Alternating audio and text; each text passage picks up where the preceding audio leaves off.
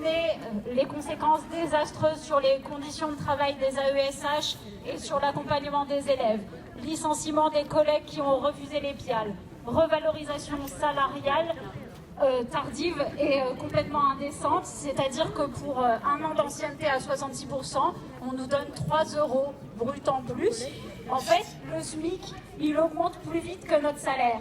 Toujours pas de versement des indemnités compensatrices de la hausse de la CSG pour l'ensemble des collègues qui y ont droit. Toujours pas de versement de la prime REPREP+, pour les collègues concernés. Le 24 mars, le DAZEN a annoncé 20% d'AESH en arrêt de travail. Rapporté à l'ensemble de la population, ça représenterait plus de 13 millions de personnes. Alors on se pose la question, est-ce que les AESH souffriraient peut-être de prédisposition génétique à la contamination au virus, ou bien les causes de cette hécatombe sont-elles à chercher du côté de l'absence totale de prise en compte des spécificités du rôle des AESH et de leur cadre d'exercice dans la gestion de la crise sanitaire? 20% d'AESH en arrêt de travail et un nombre de démissions qui explose. C'est bien la dégradation de nos conditions de travail qui est responsable en grande partie de ces arrêts de travail. Sudéduc affirme que c'est la politique du gouvernement qui met en danger les personnels et qui est responsable de ces arrêts en masse. Avec les PIAL, nous pensions que nous avions touché le fond. Et pourtant, la logique comptable de l'administration en matière d'inclusion scolaire n'a pas fini de nous révolter.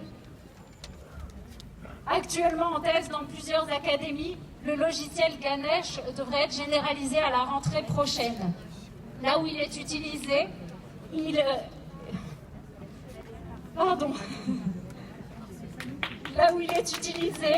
est paramétré pour fournir 5 heures d'accompagnement maximum par élève. Depuis la rentrée, nous avons constaté le manque d'interlocuteurs et d'interlocutrices des services académiques joignables et compétents. Nous avons constaté les changements intempestifs d'emploi du temps.